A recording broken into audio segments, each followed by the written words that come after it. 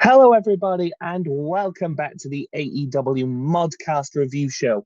We have a little bit of a special one here because when we normally record on the Thursday evening, Collision was on. So we decided we would conglomerate, if you will, the two shows into one big review this weekend. So we're going to be reviewing AEW Dynamite and Collision from the past couple of days. I am joined, as I always am, by Dory. Please introduce yourself. Hey, my name is Dory. Go by she, her. I really wanted to talk about interesting and fascinating discussion topic with you today, Adam. Have Oh you no. heard about how they're handling the titles in AEW, Adam? Don't you want to talk about that a little bit? Just maybe a lot. I don't know. I so, thought we could so bring in some experts and maybe like draw a chart and there are no experts on this topic. None. There are no possible experts on this topic that I could possibly want to talk to about this. yeah. Uh... Anyway, I just wanted to make that joke at the beginning, just so I could make Adam sad slash mad right at the start. But yeah, these were so depressed. thank you. I'm very happy I was successful. But yeah, honestly, in all seriousness, had two great shows here, so I'm excited to talk about both. The C2 is now in full swing, and we've just got a lot of great stuff to talk about. I also want to. I'm glad we're also going to talk about the tag team tournament, women's tag team tournament, which has been moving around, plus some story stuff on Collision. So we'll get into it. Yeah, absolutely. Yeah, we'll get straight into it. The match. Well, sorry, Dynamite. We'll talk about Dynamite first because chronologically. Um, Dynamite started very sort of quick off. I don't think there was anything before the first match, which is good. Um, I like it when they do that, but I've been open up about that in the past. What a fucking to start us off. Like you said, the Continental Classic is underway as of this episode of Dynamite, and they started off this year's C2 with quite possibly, on paper, maybe the biggest match that was lined up for the entire thing. I don't know whether that's controversial, um, but I think it makes sense. certainly one of the top matches of the entire tournament on paper, which is the Gold League match between the Protostar, my boy Carl Fletcher, versus the reigning and defended AEW Unified Champion Kazuchika Okada. And I will be calling it the Unified Champion. I know because he still is. I don't care what fuckery they're doing with the titles. He is still the Unified Champion. And Adam, tell me, Okada won, right? Because that's what everybody thought was going to happen, including me. Okada won, right? Right, Yeah, Adam. exactly. Okada won the hearts of everyone involved by That's taking a right. very shock, pinfall loss to Carl Fletcher in the Two in a opening match. row. I completely forgot that not only have they fought before, and it was in the C2, but Kyle won the last one too. So like, Yeah, I don't know. Okada doesn't take a lot of pins, so like Okada's got a thing for Kyle, which I mean, who can blame him? But who certainly not doesn't? Adam. Yeah, who Um, doesn't, right? So, but yeah, um, this was shocking because I thought great match to sort of open the tournament. Obviously, I was very excited when the graphic came up. That was like up next. I was like, oh my god, fuck, we're starting with this. yeah. Um, and then they put on. We shouldn't bury the lead here. They put on a really excellent match. Yes, this was great. I loved them. One thing I love, I know that some people aren't as big into heel versus heel, face versus face, and I understand that because the common dynamic is common for a reason because it works. But it's just nice to get heels to try to out heel each other. I know they're in the same faction and stuff too, so they know each other. So that was part of the formula as well. But like them trying to go for a handshake and then try to kick each other and both try to do it. And then like my favorite part of the moment is what wasn't even that complicated of a move. It was like Okada hitting the ropes with his foot so that Fletcher hit his little proto stars, and then and then Okada was like, "No, please don't disqualify me, please." Just like I love you so much. People joke, but like it is so true that this man was born to be a comedy wrestler, but has been forced to lock in and be a 5-star wrestler because like he can do that too, or at least a 4-star wrestler according to some. But yeah, He's Well, those just people are fucking morons. I agree. To be Also, clear, also worth not agreeing with mentioning, them. also worth mentioning, he is one of only 2 7-star wrestlers in the entirety of the history of professional wrestling. So, That's fuck just true everyone too. else. That's true. Uh, but yeah, I really enjoyed this match. I really enjoyed it, and more so, I think more so for the sort of the story beats of it. Though the action was perfectly Yes, sort of it was very excellent. good. But yeah, certainly the sort of the tension, because obviously Carl is sort of caught in the middle of a massive storm in the Don Callis family between Okada and Takeshita. So it's like, you know, which way is he gonna sort of pull his punches a bit because Okada's one of his boys, or is he going to fully go for it? And in the end, he sort of did a bit of both, where it was like, yes, he, you know, laid his shit in, and obviously it was hard hitting because it's a classic. The boys are going to go hard, whatever happens. But he won, clean, which is big, very big. I know Yeah. that clean finishes are standard in the Continental Classic, but Okada losing clean, full stop, is big. But he won sort of with a roller, which I didn't expect at all. I did not expect this finish whatsoever. Yeah. When he rolled him up, I was like, oh, that's a neat sort of counter to the Rainmaker. And then the 3 count hits, and I was like, oh my god, what the fuck? Yeah. He just Yeah. This was the night of surprises. Like, honestly, it's surprising that the one match we thought there was going to be an upset, there wasn't, right? Yeah, There were yeah, 2 upsets, and neither of them were the one that you would think would be. I really like the way that Tony booked the show this night. It was very good, very surprising. I don't know if this is a hot take or not. I think the upset we got later in the night was actually better than this yeah. upset. Yeah, Um, it's crazy to say, but yeah, on a show with Okada and Fletcher opening the show, this wasn't my match of the night. We'll get on to what my match of yeah, the night was. yeah. Honestly, I think I got to agree.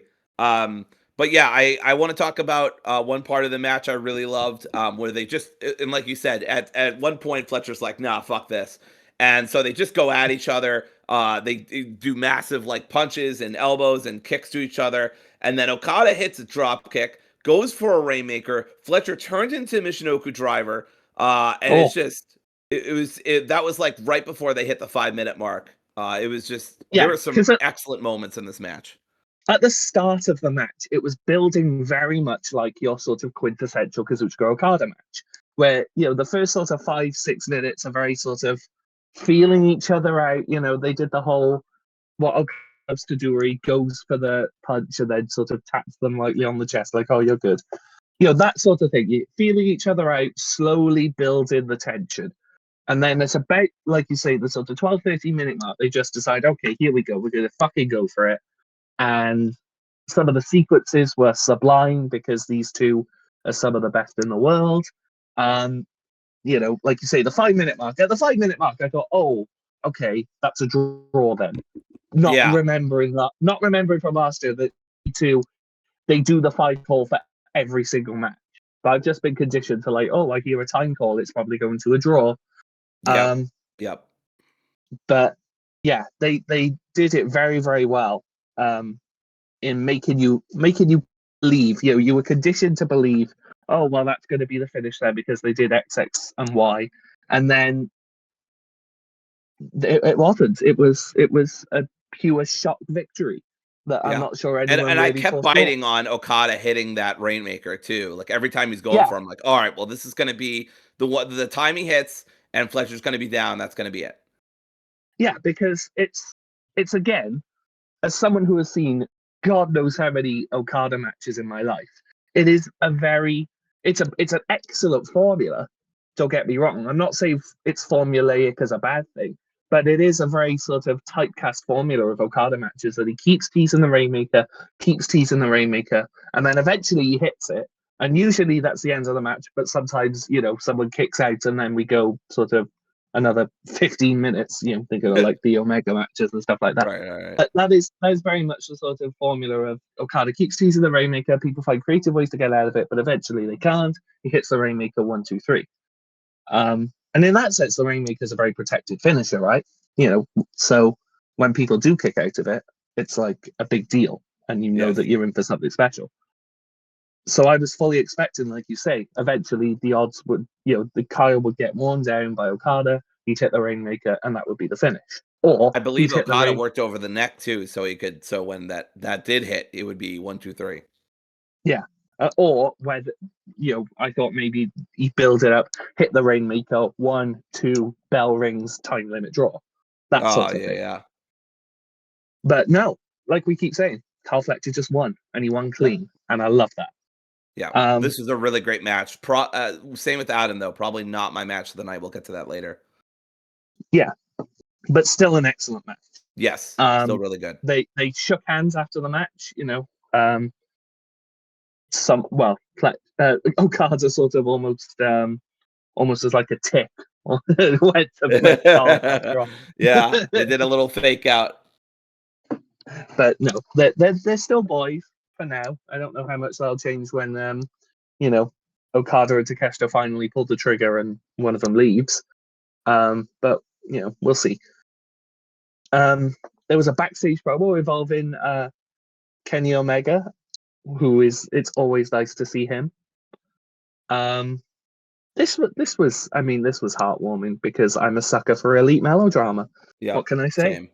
Same. But yeah, I thought it was very brave of them to just imply that a lot of stuff was going on that locker room. I mean, Kenny had messy hair, shirt off, pecs out. I mean, I don't know. You do the math, but it was it was really nice. Hang on, I'm just checking my AO3 account. Let me see what's. I saw on Twitter that somebody was like, "Wow, really brave of AEW to start the holidays with gay sex" or something like that. What do you mean? They do implying everything AEW does is gay sex. That's true. That's true. The whole women's tournament at this point is basically Yuri on ice. But I do want to shout out this Kenny Omega promo because seriously, this was really good. He basically says, all right, obviously the Bucks and I are not on completely good terms yet. They did a lot of shit, but also like, come on, look at my record. I was a pain in the ass for a couple years in AEW. I made a lot of mistakes. I was fooled by Don Callis. Who am I, if not a huge hypocrite, to chide them for that and, for them being fooled by it.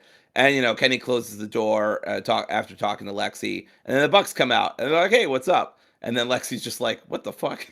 So it's kind of a will they, won't they situation. And yes, I am currently uploading my fanfic to AO3. Thank you. No questions. Yeah, just checking. Yeah, I don't see it yet, but, we've got time. Yeah, absolutely. We've got time. I mean, this is elite melodrama. We've at least got 2 years. Yeah, very true.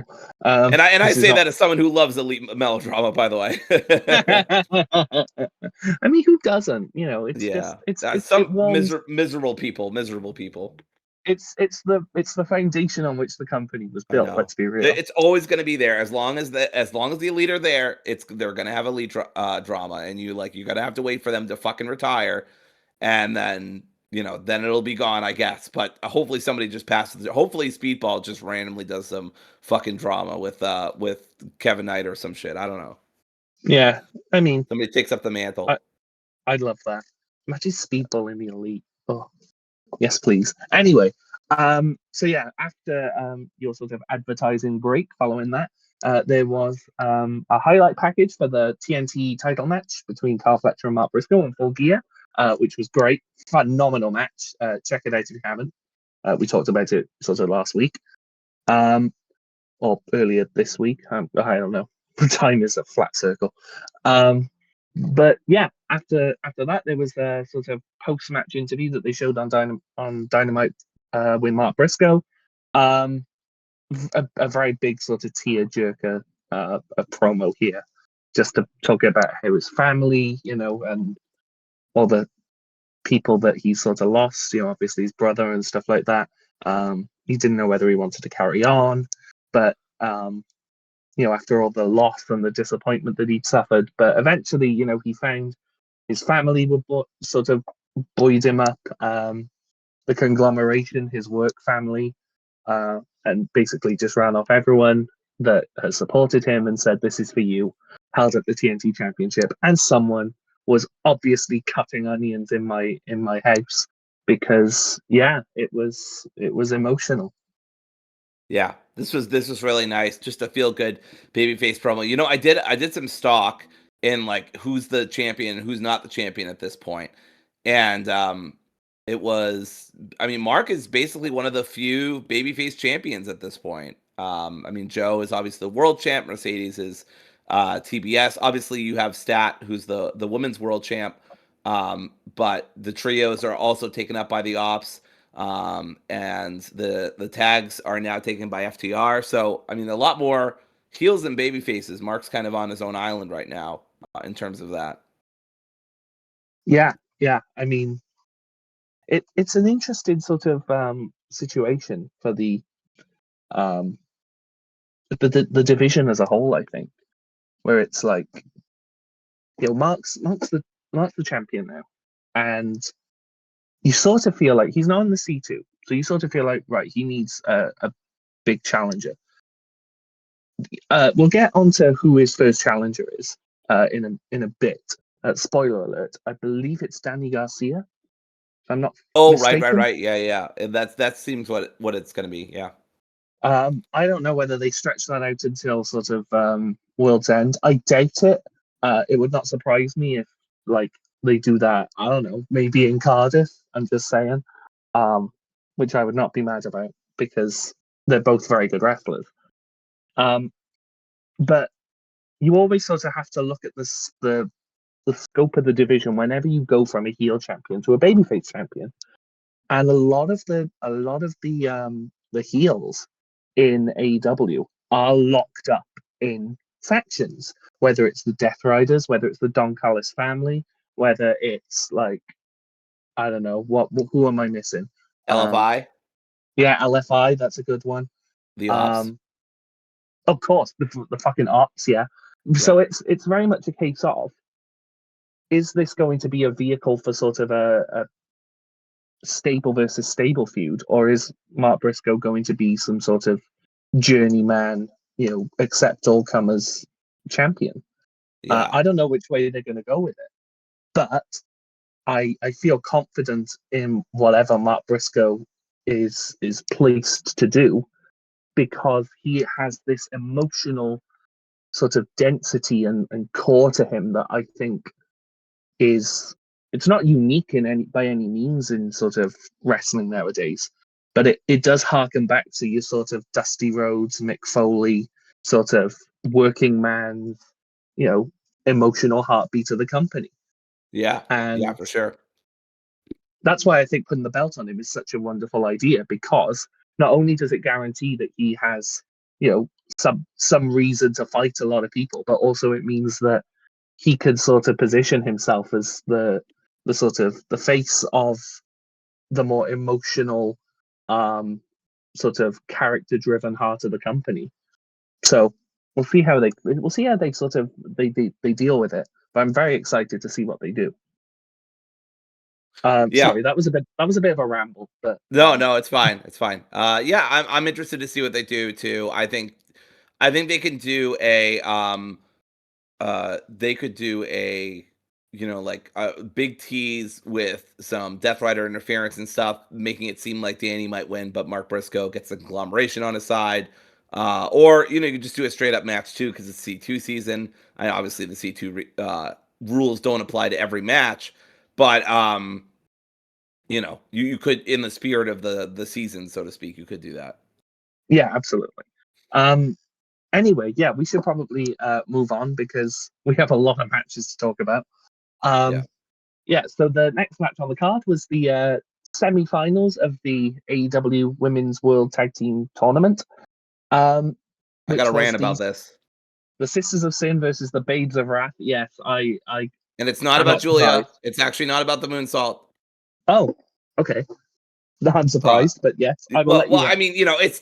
I mean, I guess you could say it's tangentially, but it's not about that. Obviously, that is a point of contention, and we'll talk about it. But look, I saw a lot of people upset that, and we're just going to get right into spoilers, that Sisters of Sin did not win here, right? Because they're an established team, because they're so cool, because their aesthetic is awesome, because they just really, really wanted them to win, because the Babes of Wrath are a thrown together team. Look, just because, this is my rant, just because you are an established team does not mean you deserve to win, okay? I'm Yeah, sorry. I agree. But just you need to be A, good in the ring, B, over with the crowd, and C, it's got to make fucking sense. And like, I'm sorry, but Tekla wasn't out there to cost Babes of Wrath, so I just don't see them beating Harley and Willow. Maybe pinning Harley, but that was never going to happen with Willow, right? So it's like people are so upset because it's like, oh, I thought Sister Sin should have won because they've been a tag team longer. No, I don't care about that. Babes of Wrath are so over. They're two of the best baby faces in the business. They are, I'm sorry, better wrestlers than Julia and Sky. I mean, Sky, it's at least more of a contest between her and Harley specifically, but Willow is just above all of them, right?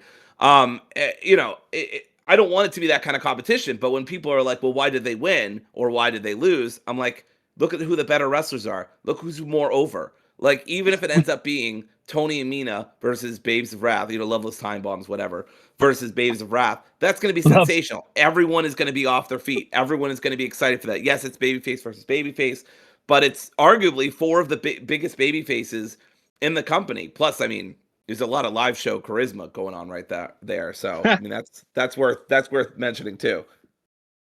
Yeah, but anyway, that's my I'm rant. Just because you're an established team, sorry, Adam, I'm almost done. Just because you're an established team does not mean you should win. That the two things are not equal. Like, just because you're established does not mean you should go over a team that is A, more over, and B, I'm sorry, just wrestles better.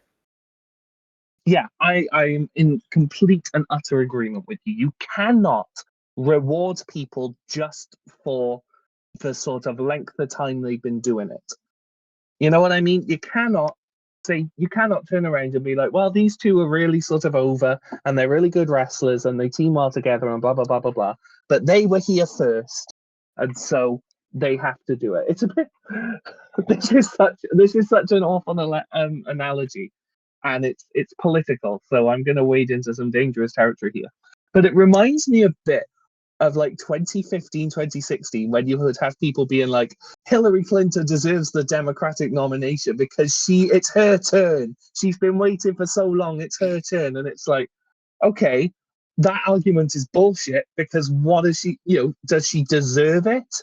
And it's the same sort of thing here where it's like, you could say, oh, well, it's the Sisters of Sin's turn or it's Ty J's turn because they've been, in the women's tag division for so long. And it's like, okay, but are they good enough? Are they better than the tag teams that have come along in the past sort of few months? That's what you got to sort of look at. I also hate people saying like, "Oh, well, this is such a WWE move, putting thrown together tag teams over established tag teams." I'm like, look, I like that's such a dumb comparison. Like, they're just a better team. Like, I'm sorry. Like, yes, it is a thrown together team over that, but look how naturally they sync with each other. They're great. They do their promos together. They've got matching gear. They've got a matching theme. Like, they are a tag team. Like, yes, they are thrown together, but like, just because you're thrown together doesn't mean you don't deserve to go over. Also, all tag teams are thrown together at the start of their run. That's the Yeah. whole fucking point. You don't have, apart from like literally maybe fucking the Young Bucks, who are literally, brothers. Right. All all tag teams at the start of their run are thrown together basically because they want to tag together. And, we may well look back in like 2 years, Babes of Wrath have gone on some sort of tear and been like 2-time tag champions at that point or whatever. And Willow's won the AEW World Championship with the support of her tag team partner, Harley Cameron. And we'll be like, wow, they were the best tag teams in AEW history. But, can you imagine if they'd lost to fucking Julia's botched moonsault? God, where would we be now? So speaking of the botched moonsault, let's talk about the match because we probably ranted about this enough.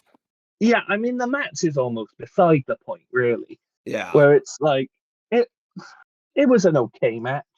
I thought Willow Nightingale looked very, very good. But then that's hardly a surprise because it's Willow Nightingale. She's phenomenal. She should be one of the faces of the division. I thought Harley looked pretty good. Yeah. I thought Sky held her own somewhat. And Julia Hart. Oh no. Yeah. Yeah. Um, Yeah. yeah, Yeah. yeah, yeah. I yeah. Mm. We've Mm, talked about Julia a lot, so I don't want us to belabor the point because at this point, I will say something. It really sucks that it really sucks that people are like at this juncture just harassing her online. Apparently throwing oh, racial slurs or some shit at her over fucking wrestling. I think that's really gross and disgusting. Y'all need to get a fucking reality check and just yeah, go touch some goddamn grass. Even yeah. if there's snow on it, go touch grass. But To be clear, yeah, we talk a lot about Julia Hart on this podcast.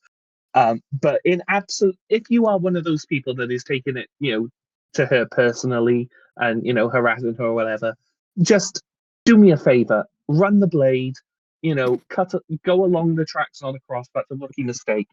take a Um, long walk off a short pier. yeah, yeah. Find a tall building and then try and get to the bottom as quickly as you can. Um, but we talk a lot Adam about is talking Julia. about the elevator. No, I'm just kidding. But yeah, we talk a lot about Julia Hart on this podcast for the sole reason that, and I'm going to be, a bit sort of ruthless here. They keep putting her on TV, and she keeps shit in the bed. That's why we keep talking about her because And it's also because she has, well, at least for me, it's because she has so much promise. I literally posted on Blue Sky. I'm like, Julia, girl, I am begging you, go take some indies. I know they're not panacea. I know they don't solve everything, but it's got to help. It's got to do something at this point. yeah, But anyway, like take some bookings or at least run the ropes, right? Like there was this post that Harley did, right? It wasn't about her taking indie bookings, wasn't about her doing excursions. It was just about her getting there early, running the ropes, learning from I think Nigel and like a couple other people. I can't remember. And then she does like some training with like Sean Spears and like some other people back home or something. Like she is constantly living that. And it's like you can see the difference. Like she is unbelievably green. Like she should not be on TV in all honesty, but she's so charismatic, she's so talented, and she's decent in the ring even at a professional level. She's good at some points. Like she deserves to be where she is because she's just a great talent and she cares. And like you see that. And like I feel mm, like Julia could get back to that, but she just either chooses not to or like there's this thing I was talking to our producer editor earlier about this Shim, but like I don't know if it's like getting injured kind of scared her out of taking more chances and risks because like Adam has pointed out, like she doesn't lay in her strikes as much. She doesn't like hit as hard. She's missing every now and then. Like I'm not saying Julia before the injury was a 5-star talent or much less a 7-star talent like Okada, right? But I am saying yes, it does seem like it's not just the one spot, right? People are like, oh, well, she botched the moonsault, and like Simon Miller was saying this, she botched the moonsault. That doesn't mean she's regressing, but it's not just that; it's a no, pattern. it's Every time she's in a match, there's at least one or two spots where I'm like, girl, what are we doing? Like, I want to the, defend you, but it's like it's getting harder. the moonsault is just like people are focusing on that because it's so visible. Obvious. And especially, yeah, it's obvious, and especially because the moonsault was like one of her big things. People would sort of get incredibly hyped when you go up to the top rope Yes. and whatever, and it's just an indicative. It's a symbol. It's indicative of the regression of Julia Hart, and it's sad because I want to root for Julia. I know I give her a lot of stick on the show, but that's not from a place of any sort of glee at her at her mistakes or anything. It's just frustration. It's a desire. It's basically a sort of shit or get off the pot sort of thing, where it's Yeah. like, you know what I mean. If you're not, I like you, but if you're gonna keep regressing, if you're not gonna take steps to try and improve, then could you please move over so that someone else can get this very valuable TV time? It's also Yeah, glaring because it's like not only is Sky better than her, but Tekla is probably better than both. Like yeah, it's just frustrating that like why is Julia getting this much time? Like why isn't she running the ropes or doing indies or doing more training or something and just have Tekla in there as a replacement until Julia's up to snuff. Like I don't understand why Tony keeps booking her when I mean I it's probably because of the lack of women's tag teams, let's be honest. But like I don't know. It's just frustrating. I actually thought this match was like, I thought it was good. I mean, it's not great, but it was good. It had its moments, but ultimately, like we've been saying, Sisters of Sin lost. Some people freaked out online about it because they're weird, and Babes of Wrath. I'm pretty sure the no DQ thing. Well, we'll talk about that later. That's happening is to protect Marina and Megan from when they lose, right? Because they're gonna do something so incredibly ridiculous that you're like, yeah, of course, no one would kick out of that. So that's probably what it is. But I mean, we could see another surprise upset. I mean, the Timeless Love Bombs did just win that 4-way match, so it would be a little weird if they won this, then won the next match too. But I don't know. On the other hand, Tony and Mina both just lost singles matches, so who knows? I don't. Yeah. I put it this way: I'm far more excited about a Tony and Mina versus Harley and Willow final than if it had been Julia and Sky in that spot. Yeah, yeah. You know what I mean? But anyway, we don't. Yeah, need we to can probably write move on at this point. Yeah. There was a promo. I really like this segment. I really did, and I've seen some people moaning about the involvement of Mr. Tyler Senechia. But not the full government name. But I still liked it. So we had the Ops come down. Shivani was in the middle of the ring and sort of had to scarper very quickly after what he did to Samoa Joe. I love, by the way, real quick. I posted this on Blue Sky as well, but like the fact that Joe basically cheated and did the most dastardly thing possible against the most main character babyface in AEW in all of its history, and still when he comes out, people are like Joe, like that is incredible. Like that is just absolutely amazing that he is still getting chanted. He's done the most heel thing of all heel things he could possibly do in all of AEW, and he's still getting chants because he's fucking Samoa Joe. So I just want wrestlers to take notes because I mean that's just true. Amazing. That's true. But also, I did appreciate this crowd was booing him during his promo. Yes, there was booing. I don't want to bury that, so to speak. But yes, he was also getting chants. But what I mean is they did succeed in turning Samoa Joe heel in the eyes of the crowd, which is again an achievement in itself because he's Samoa Joe. I wouldn't boo him. I'd be scared. But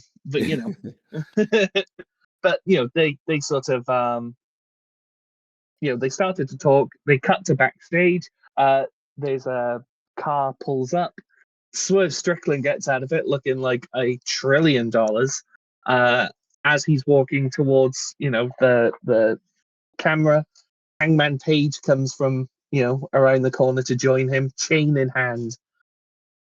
I mean, good grief, these two they're electric every time they're together. Whether it's on the same side or especially when they're opposing each other, it's just the energy that radiates off of them is palpable. And then Joe cuts a promo. There's loads of dojo guys and whatever. It was a pretty sort of standard promo, intercut with a video package, basically explaining to all the simpletons, as Joe put it, how exactly Hook never got away from the Ops. And I want it on record, by the way. I said on the podcast, this is where Shim is going to definitely go back in our archives and bring up the audio right now, is that I said, it's a little weird that Hook keeps tapping out so quickly. I wonder if that's leading to something. And, I did not see a title change coming, but yes, it did lead to something. And I tell you what, kudos to them, because I remember when Hook cut that promo on the rooftop where he was like, maybe it's time to be on my own, or maybe not. And we were like, what the fuck are you on about? The essence of shit or get off the pod, right? Yeah, fair play to them, because I remember that. I was thinking, God, that was such a dumb, maybe I will, maybe I won't. Okay, fair play, because it did, it has turned out to make perfect sense. I applaud them for that. Yeah. But yeah, I I thought the video package was very funny, just as an exercise of basically turning to the camera and being like, "You're all fucking stupid. This is what happened." But yeah, after that, Hook I also love arrived. that Joe made it seem like, well, I'm not sure if I'm misinterpreting this, but it kind of made it seem like he edited the video himself because he said that it was incredible, some of my best work. So I'm not sure if Joe has had time to go into video editing school, but good for you, Joe. He's just gone to the truck in the back and been like, He's learning Adobe Premiere. Nobody's brave enough to say, Joe, shouldn't you be like hitting reps, like going to the gym and stuff like that? He's like, shut the fuck up. I'm Samoa Joe. I don't need to do that shit. Yeah, he's just like choking one of the backstage guys out, like, teach me how to use Windows Movie Maker. That's right. Get me Clip Champ at Premium Edition. Anyway, sorry. Anyway. But yeah, Hook arrived to promo. Look, as the best thing you could have done with Hook is get him off my TV screen. The second best thing you could do is what they're doing. So, right. You know what I mean? It's like, yeah. I agree. It was fine. He cut a promo. He's like, I'm the second best on the best second generation. The second best. Joe's the first best. He could have said that. Anyway, he said, I'm the best second generation talent of all time. Yada yada yada. And I'm like, okay, dude. And then he made some fucking low hanging fruit sports joke. And who is the best second generation wrestler of all time? I don't know. I legitimately don't know. And even when he said that, I was like, who's the competition? I know there's got to be a lot because fucking wrestling. I mean, there's a few in like WWE. Like there's fucking, I don't know, Dominic Mysterio, I guess. Although is he third generation? Because technically, yeah, he's third generation. I wanted to say Randy Orton for a second, but he's probably third generation too. I don't know. I know Cowboy Bob Orton was a wrestler, but I don't know about Cowboy Bob Orton's dad. So I don't. Yeah, I don't know. I mean, this is a terrific tangent to go off. I know this is a bar trivia level tangent right here. Yeah, honestly, I mean, Charlotte Flair, I guess, though I don't. No. Maybe Hook is better. You know what? Technically, according to Pro Wrestling Wiki, Shibata is a second generation, and so is Bret Hart and Owen Hart. So. Oh yeah, okay, yeah. I mean, I don't know about Bret Hart. That's fair. I was actually, yeah, that's fair. But there are a lot. Oh, I mean, we could do Alberto El Patron. That sounds good. Oh my god. Oh Jesus. Yeah. Okay. Fair play, Hook. You maybe have a point. There you go. Maybe you are fair, Hook. Maybe. But anyway, yeah, no, I agree with Adam. This was a good promo, and I just love these two together. I've been waiting for this for like a year and a half. I'm like, eventually Tony's going to put them together. I know he's going to do it because he did that with MJF and Adam Cole, and I know there are haters out there, but I will always defend that because it was such a good run until what happened, and we don't need to, belie it or belay it. What? We don't need to run it into the ground, is what I'm trying to say. But yeah, I mean, when Swerve and Heyman came out, I was fangirling. I was like, oh my god, they're together. I mean, obviously, it just happened at the pay-per-view, which I was at. But, like, at the same time, it was still really cool to see it on TV and to see them, like, just working together. I mean, there's no tension. There's no words at each other. They both know, like, Joe's got to go. So. Yeah. Yeah, I wonder if it's sort of an alliance of convenience, but they work so well together. You know what I mean? It's just like... It's one of those sort of tag teams where they work so well together. It's like if you two weren't the two most important people in the company, and automatically putting yourself in the main event, the world title scene, I would absolutely love you two to have a world title run, a tag team title run. Right. Like, because they work. Can you imagine, like a buckshot lariat house call combo? Oh, Jesus Christ! I mean, I don't know whether Swerve can jump that high, but how about David Flair? Let's talk about that. Oh no! Yeah. Oh, in all seriousness, Nick Wayne, not actually probably the best, but is better than Hook. So even within AEW, there's a better example of a second generation talent. Yes, that'll do. That will do. Yeah. All right. Well, that feels like a good place to end. But yeah, basically, Swerve and Hangman, they just lay out the JoJo members, and they hung two members over the ropes with I love that this is just a classic just a basic AEW promo, and then people end by getting fucking hung by chains at the end. So anyway, Yeah, perfect. No notes. no notes. Roosh will do. That's a good second generation Oh yeah, knee wrestler. injury. Itis over here. Oh Knee injury yeah, Jones.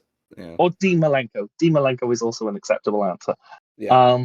But yeah, this was a great promo. This was a great segment. I am. I feel like we could do an entire podcast just based on how many second generation wrestlers are better or worse than Hook, with Hook being right in the middle.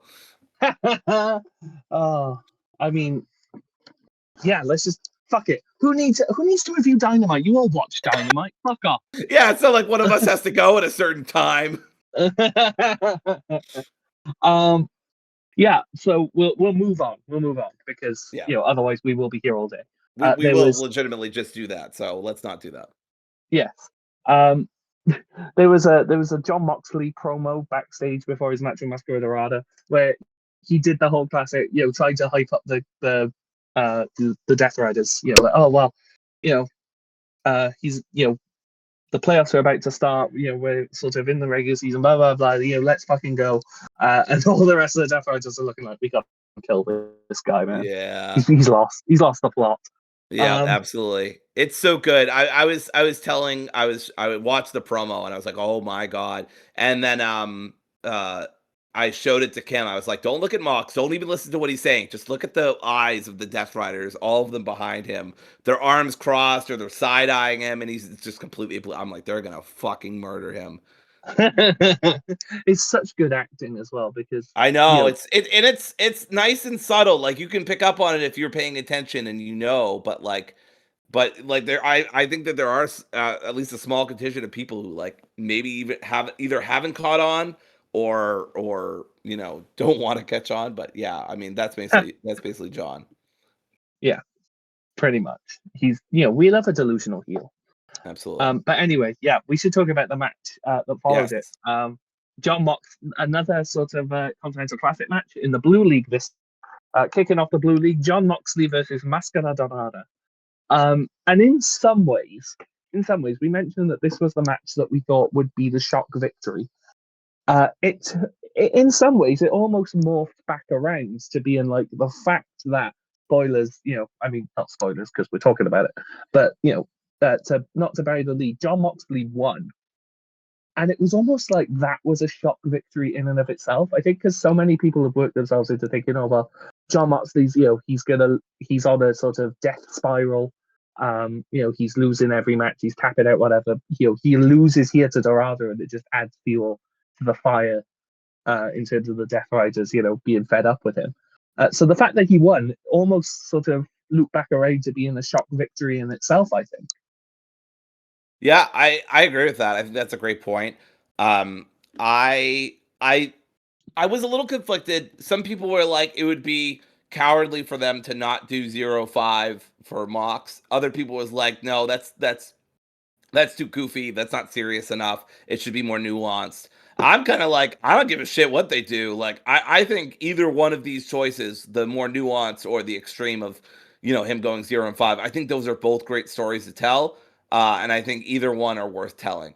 So, yeah, it was a great match. I like these two together, just kind of working off each other. Mox was, you don't get to see him be a base to lucha stuff very often. No. At least not that I can remember. And I thought he did a pretty solid job here.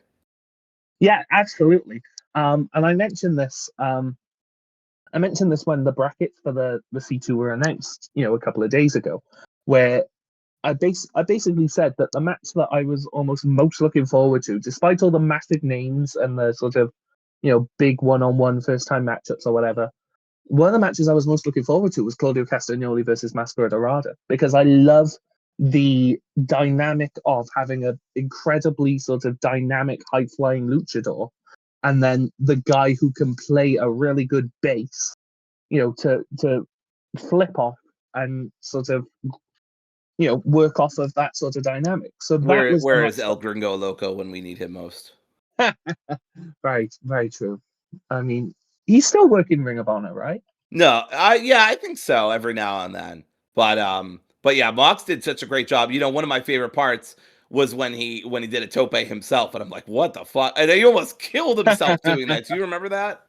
Yeah. Like it was so perfectly sort of in tune to his current character, where he's like desperately trying to prove that he's still got it. And then he sees Master Dorado doing all these crazy things, and he's like, well, fuck it, I can do that. So he dives in the ropes, damn near kills himself doing it. And it's just like, oh, I love the desperation, the quiet, sort of brooding desperation of Jon Moxley in the last few weeks, where it's like he can feel his empire crumbling away, and he just, he's desperately trying to find something that he can latch onto to prove to not only to everyone around him, but especially to himself, that he is still the ace of the company. He's still the king of the Death Riders. I love that. I love that sort of characterization of him right now, and it played really well into the finish, where you had Mascara Dorada, basically had an answer to everything Jon Moxley was doing. He'd go for a paradigm shift, and Dorada would roll him up. Moxley would go for some sort of running knee strike or whatever, but Dorada would counter it into an armbar, and he got him into this armbar. And Jon Moxley, he'd been sort of quietly in control, but sort of, feeling each other out. The moment he gets into that armbar, you can see the panic on his face. He's like, "Oh shit, here we go." It's almost like flashbacks to all the times that Yeah, O'Reilly he's having like one of tonight. those PTSD memes. Yeah, or he's thinking up back to the times that Kyle O'Reilly had got him trapped in these sorts of things, and he's like, "Oh fuck, I gotta get out of here." Any means necessary. And it was just really, really good. And then towards the end, like I say, Dorada had an answer to everything. And he goes up to the top rope. Mascara Dorada hits a 450. You know, Mascara Dorada hits him with an enziguri after John kicks out. Goes back up to the top rope. And then Mascara Dorada goes for the shooting star press, to try and finish Jon Moxley off. And Mox catches him into what I don't know. Is it a Darcy choke? It looked like that. It was sort of like They say on the AEW results page, caught him in a Dutch choke. Okay, I've heard Dutch choke, I've heard Darcy choke, I've heard crocodile roll as well. Basically, so there were a lot of, but the point being that he went back to, if when all else fails, choke the life out of the bastard. And it worked because Dorada, was trying to fight it, but Jon Moxley, like a cornered animal, had his prey in his clutches and was not letting go for love nor money. And eventually, Dorada passed out, and Jon Moxley got the win. In terms of the sort of the story elements and building a narrative around a match, this was the match of the night in that respect. I really, really love this. This is the match that I think, if you wanted to analyze on deeper levels, this is the match that you could sink your teeth into the most. You know what I mean? Yeah, and it's good too, because like I bet on so many false finishes in this match, because the story they've been telling with Mox is he's so desperate to win, but he just can't. Like, he'll lose by DQ, he'll lose by countout, he'll draw, he'll lose by submission twice in a row. So like every time Dorada put him in a submission, which I haven't really seen Dorada do that much, but I love that they did it, and it's working too, because you can tell with the crowd, whenever Moxley's put in a any kind of hold, it doesn't matter. It could be a fucking arm bar. People will be like, "Oh my god, he's gonna tap, and then we can make fun of him some more." And then John's like, "Joke's on you, I'm into that shit." But anyway, so definitely got a humiliation kick at this point.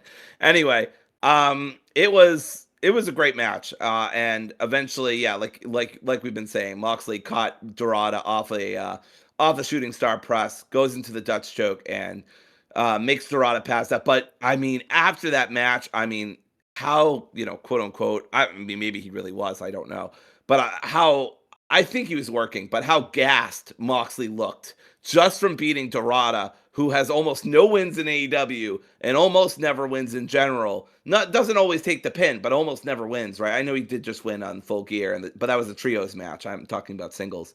So it's like, if he can barely beat Dorada, how is next week going to go when he's going to fight somebody very different? Yeah.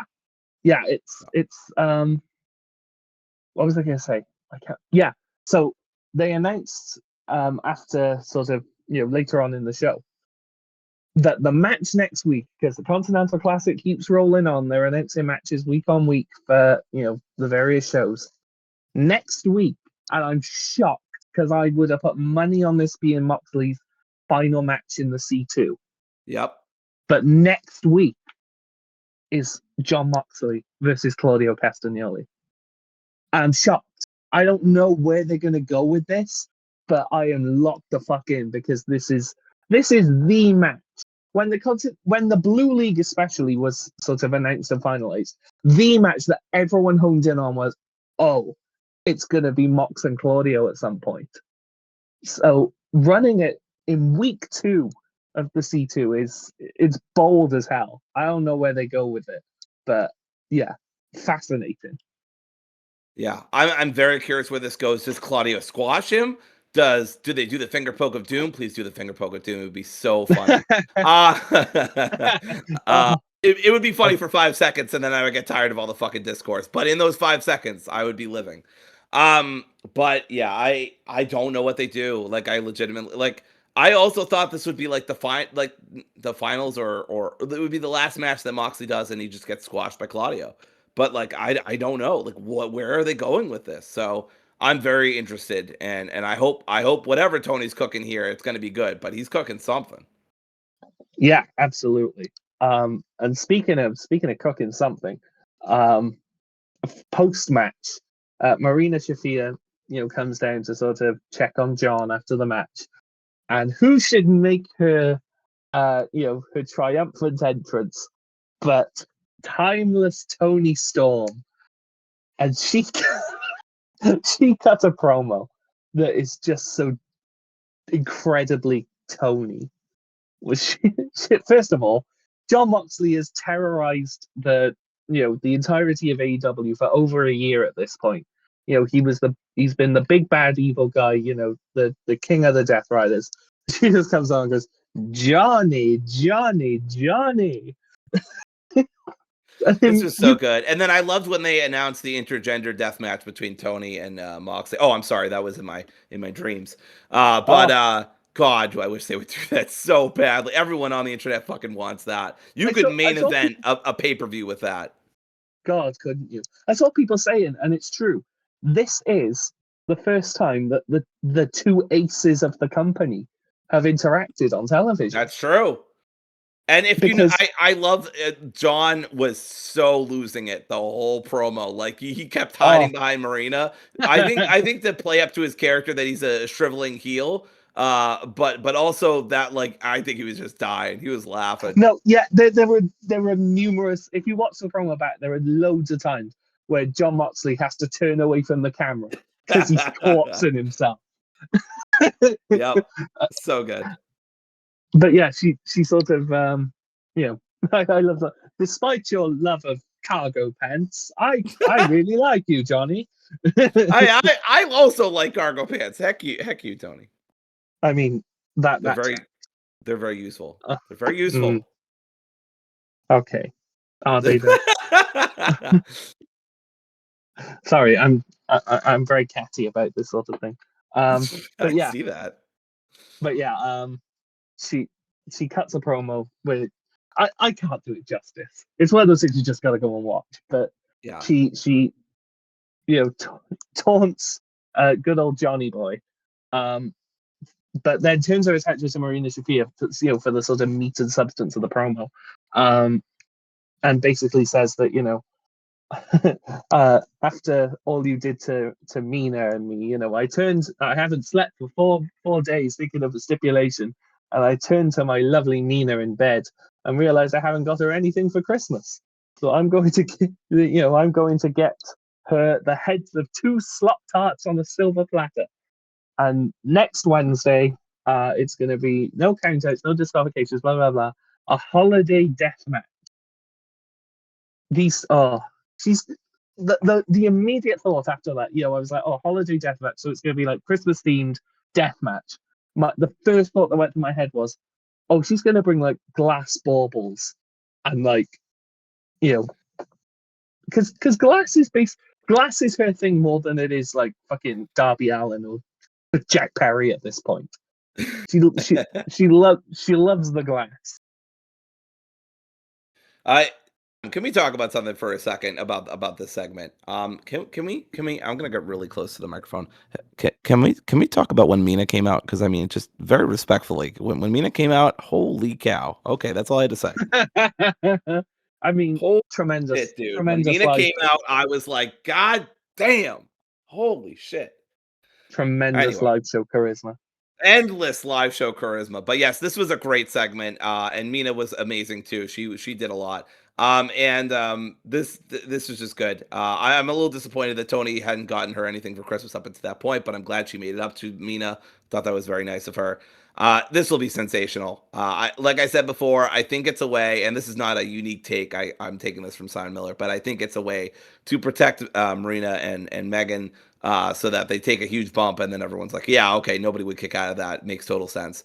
Honestly, it'll probably be Marina taking the pin anyway, and not Megan. So, yeah, I mean, I'm still bummed that Penelope's out of the tournament, but this will be a really great match. I know Penelope would have showed the fuck out for this, but I know Marina and Megan will too. So, it'll be great. And I mean, God, looking back at this Dynamite, this was such a good Dynamite. It really was. It really was. When you didn't have someone in your ear telling you about the fucking belts all the time, this was a really excellent Dynamite. Of course, I would never. No, of course. After that, there was a quick backstage promo with Chris Statlander, basically saying that she basically said after beating Toni Storm and Mercedes Moné, what's next for her? She has three options. She could either turn to the past, stay in the present, or look to the future. And I love the way that she turns Renee's head, every time. So it's like, look to the past and turn. And she said, I know which direction I'm going. Who's coming with her? A good promo. And Stat's not necessarily a promo woman, but not that you necessarily need to be when you look like that and wrestle like that. But I thought this was a good promo. Yeah, I completely agree. I felt like Renee played her part really well. It's only a matter of time before Stat starts squatting her again. So watch out, Renee. Yes, please. But now we need to talk about the match of the night. The match of the night, which is the Gold League match of the Continental Classic between Darby Allin and the Jet Kevin Knight. And going into this match, I was thinking, oh, this is going to be, sort of a really interesting, the two have very similar styles. It's going to be, somewhat. Darby's more reckless with his high flying, whereas the Kevin Knight's a lot more controlled. But I thought this was going to be sort of a really interesting high flying match. I did not expect it to go this hard, though.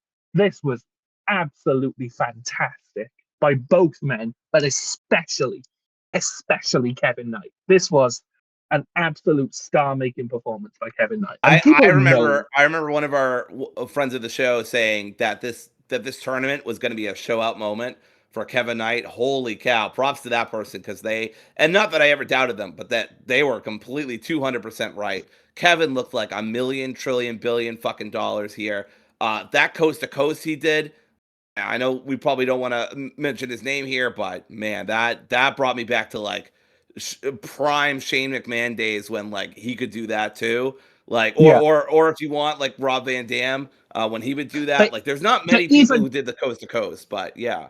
Even with them though, even with Rob Van Dam and Shane McMahon, there would be some times where it would be like they'd obviously fall up short, and then they'd have to sort of propel themselves. It was a neat bit of camera trickery, and sort of they'd sort of fall short, and they'd have to propel themselves forward to actually land the kick. Kevin Knight, that man could have jumped over the fucking far top rope if he wanted to. Like, the hang time that he got on that coast to coast was incredible. He was in the air for like a full 2 seconds. Yeah. You know what I mean? It was nuts. Insane. Absolutely nuts. I just this match, this is one of those matches, and we say it probably once or twice every show. You just got to go see for yourself. Yeah, we can This was run my through. match of the night, and I yeah. Yeah, Sorry, go just ahead. we can run through spots if you want, but this is just one of those matches where it's like we could never ever do it justice by talking about all the insane things that these two Like, did to here's each just other. one. Here's one fucking spot. Darby goes for the coffin drop, but Kevin Knight effortlessly and flawlessly jumps to the top rope from the Oh fucking mat and does an avalanche back suplex to Darby. That's just one yeah, spot. That's just one fucking spot in this match. yeah. It was absolutely incredible, Yeah. and just the athleticism of Kevin Knight. People we say this almost every time Kevin Knight shows out, which is quite frequently, but WWE wanted to offer a tryout to this match. They were like, come in and we'll teach you how to do an arm drag. Whereas AEW have said, no, this guy has the potential to be a generational talent going forward. He's only 27, which in wrestling terms is nothing. He has all the fundamentals. He has an incredibly dynamic wrestling style. He's explosive. He's, he looks like $1,000,000. We're gonna go all in on him. We're gonna put him in sort of big matches. We're gonna put him in a tag team with Speedball Mike Bailey, which has been an inspired choice. We're gonna put him in big sort of tag team matches on pay-per-views, like he was in the tag team match at All In. He was, he's had tag team matches. He had a big match with Will Ospreay at Dynasty that you were at. They basically said, no, this is a guy that you can go all in on. And so they did. And it has paid off already. But, like you say, this is going to be a star-making tournament for him, I reckon. And it's going to be marvelous to watch in the next few years what they do with Kevin Knight. But just for this match, this was incredible. Yeah, absolutely agreed. I loved this a lot, and Kevin Knight getting that win was so big. And an unsung part of this match is that they had a built-in reason why Darby lost, because he just took a fucking beating from Pac, and then before that, he also took a beating from, wait, let me check my notes, from Pac.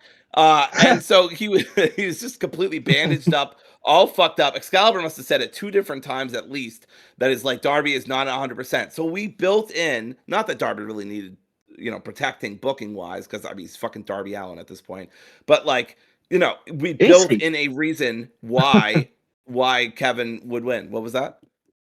No, I gotta be honest. I tuned out for 2 seconds and I heard he's fucking Darby Allin, and I was like, wow, okay. Yeah, that must have been a deleted scene. I must have missed that. First the Elite, now this. But yeah, this just was a lot such. of Yowie on this show. That's right, Yowie and Yuri on Ice. That's what we should call this episode. But yeah, this was just great stuff. This was the bigger upset of the two because Fletcher's already beaten Okada before, if you look back at the records.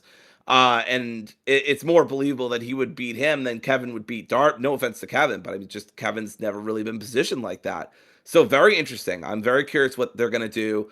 And then Kevin, I don't know if you saw this, but he did a very cocky, like, I'm awesome, which he is fucking awesome, promo, which I thought was interesting, underline interesting. But he did a very cocky, kind of tweenerish promo where he's like, yeah, I'm that fucking good. I'm awesome. Next.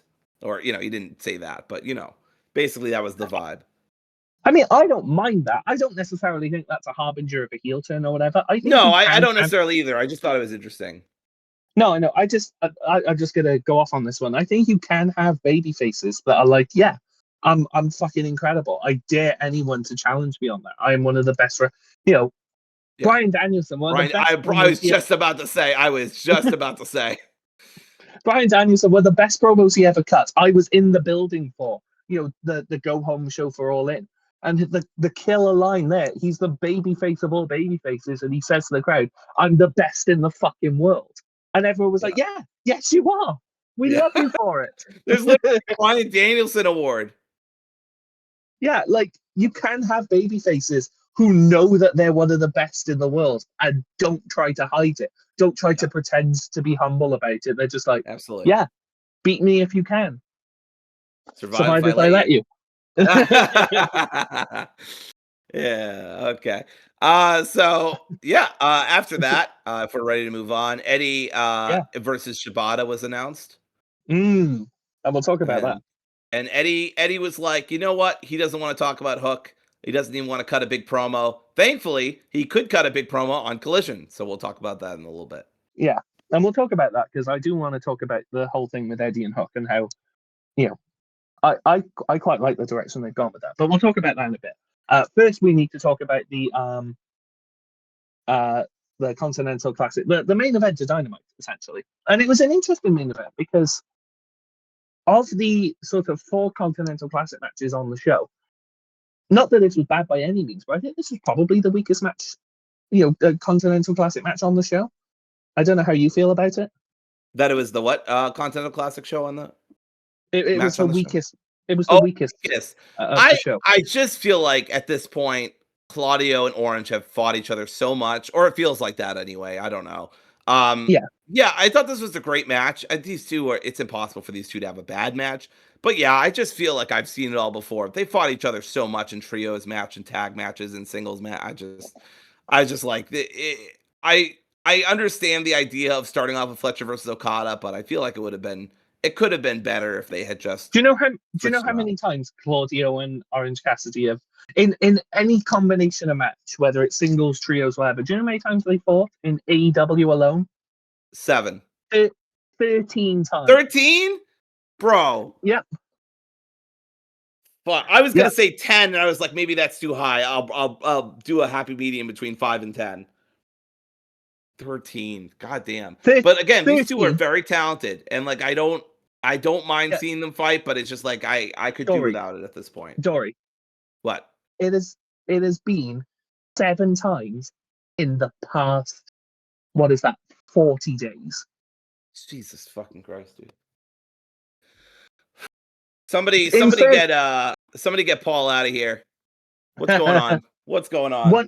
To be fair, one of those times was the Casino Gauntlet at Full Gear, so maybe discount that. But even then, you had them have they were in an 8-man tag team match on Collision, the tailgate brawl before Wrestle Dream. Then the Dynamite after that, they were in a trios match: Briscoe, Cassidy, and Strong versus the Death Riders. Then the Dynamite after that was it 2 weeks after that.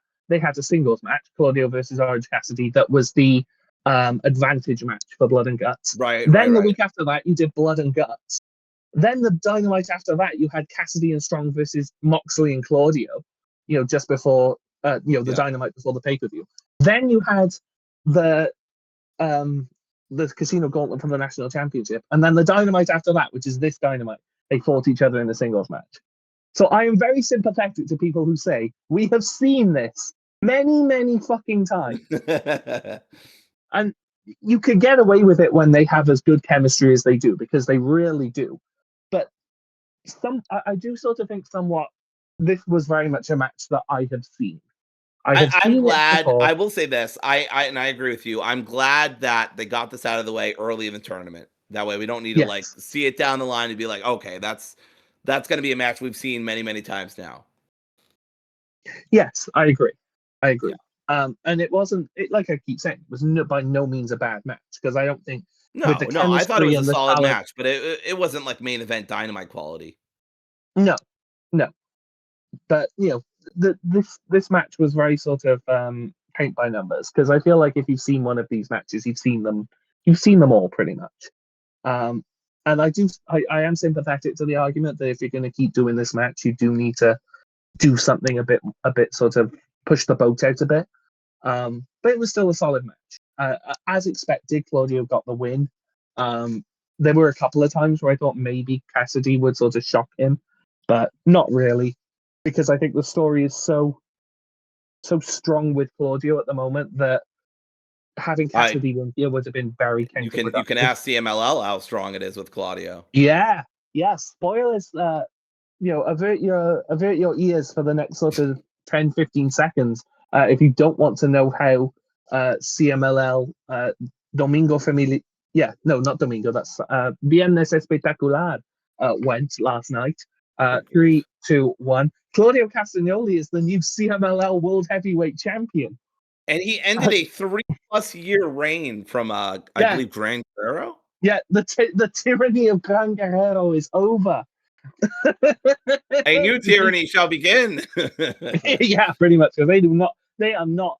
I don't know whether they don't like Gran Guerrero, but a lot of the sort of online work rates, especially fan base, are not a big, massive fan of Gran Guerrero.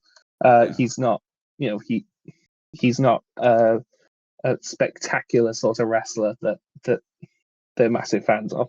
But yeah, but I think that's partly because he's a victim of comparison, because he is Ultimo Guerrero's little brother, and Ultimo Guerrero is So a second generation talent is what you're okay. But no, Ultimo Guerrero is a really excellent wrestler, so it's like, you can be a victim of comparison there. Yeah, for sure, for sure. But anyway, yeah, so this was a fine match. It happened. Claudio Castagnoli got the win. There's no great deal to talk about with this match, really. See, the last time that we talked about this match, it was, hold on a minute, 3 weeks ago. So yeah, what more do you want? But yeah, so not a great deal to talk about. They sort of finished the show with a pull apart brawl with all the members of the Continental Classic, which was, I guess, fine.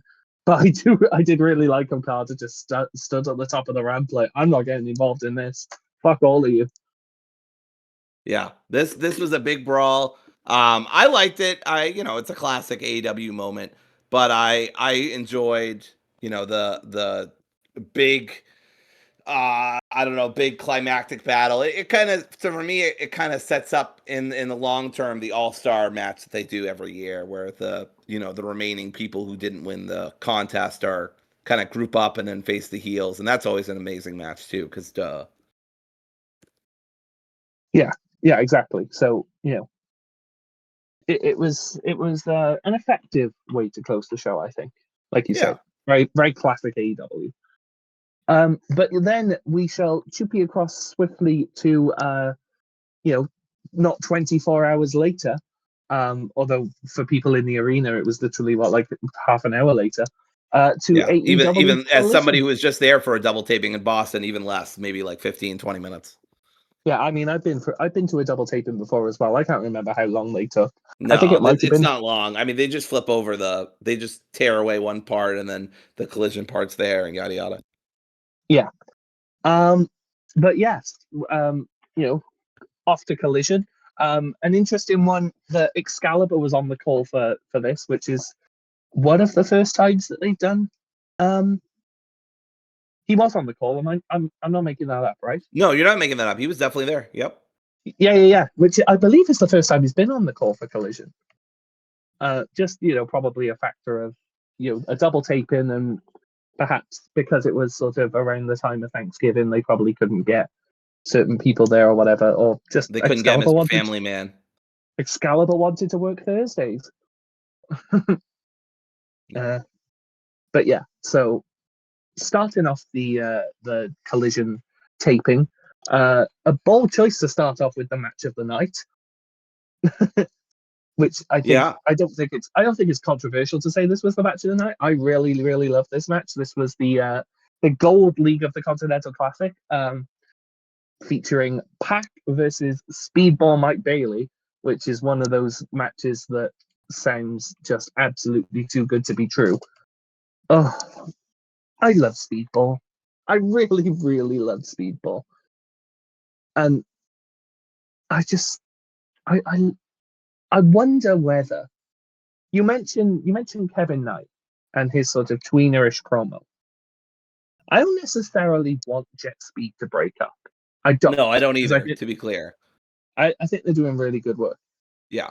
But it would not be the worst thing in the world to split, if they do split Jet Speed up, to then have two absolutely incredible singles wrestlers entering the division. because Kevin Knight is spectacular. He is the future. But Speedball is the now. Speedball is one of the best wrestlers on the fucking planet for my money. Every time I see a Speedball match announced, my heart starts racing a little bit harder because I know that we're in for an absolute treat. And I've loved Speedball. Back sort of 2022, 23, when it looked like TNA was maybe going to start having a bit of a renaissance. They cut paid to that very, very fucking quickly. Yeah. But Speedball was one of the reasons that you would tune into TNA, because he's just an incredible an incredible wrestler. Do you want to talk? I'll let you. I've talked quite a bit, so I'll let you talk about this match if you want. Sure. Yeah, no, this was a really great match. This is a match I would definitely go back to. If I had any words for like how this match would go out, it was like a foot extravaganza. You know what I mean? Like there were feet flying everywhere. Somebody was taking pictures. It was not good. But there was, I don't know where I'm going with this. My point is, they spending too much time on WikiFeet. Somebody in the crowd definitely was. But anyway, yeah, just kicks everywhere. I mean, everybody gets a kick. You get a kick, you get a kick, you get a kick. This was good stuff. And I really liked it. They laid in all their strikes very, very well.